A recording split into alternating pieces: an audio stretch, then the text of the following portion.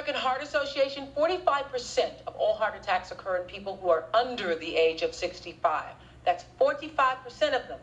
Country singer Doug Stone was only 35 years old when he found out that one of his major arteries was 99% blocked. So for weeks, what Doug did was he just performed music in denial of the pain in his chest and his left arm until it just got to be too severe for you to hide. So you were hurting and singing and still playing? Well, I first noticed it when we got off the bus in, I think it was Cleveland, Ohio. And I walked off the bus, I walked about 50 yards and started hurting. And I sat down and the pain went away. What hurt? Exactly. My chest, right here. I had the classic symptoms. I was one of the lucky ones, I feel like. But classic symptoms, hurt here, pain start here, and go down, and these two fingers would go numb. And I told my road manager, I said, I think there's something wrong with my heart. And see, prior to that, I had been thinking the same thing, and I went to 3 different doctors, and they all told me, you're fine. They plugged me up to their EKG machine and said, no, you got the heart of a 35-year-old. Well, that was in October, and in April, I was in the hospital.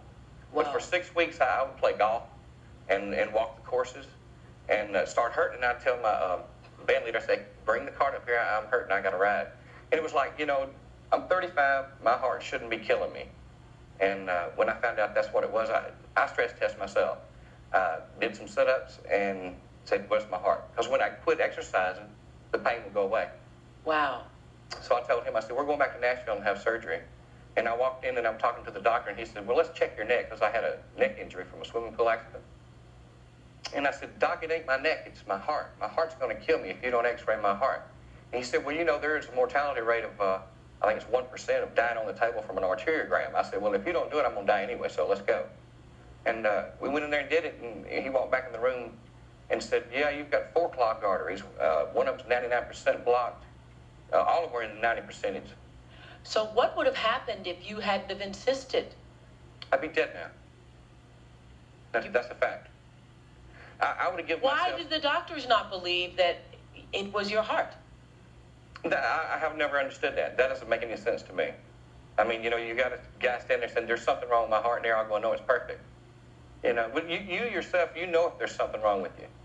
There's no doubt in your mind. You can. So how long since the first time you walked off the bus in Cleveland until you got on the operating table? 6 weeks. The only reason I went then was because it was my first dizzy spell. First time I'd ever gotten dizzy, and I said, oh, it's my heart. And I was just lucky that it didn't kill me right there. But I went and did a 45-minute show, and this arm actually died. It was just, it lost its usability. Boy, you are lucky. No, I'm done in a way. Yeah. Yeah, because, I mean, I really was. I've got this old adage where you never leave the stage. And in that even if you're dying. Yeah, and I was. And I wouldn't leave. I'm like, well, I guess this is a good place to go. You know, and that's the way I felt about it. I said, you know, if people bought their ticket, I'm going to give them a show if it kills me.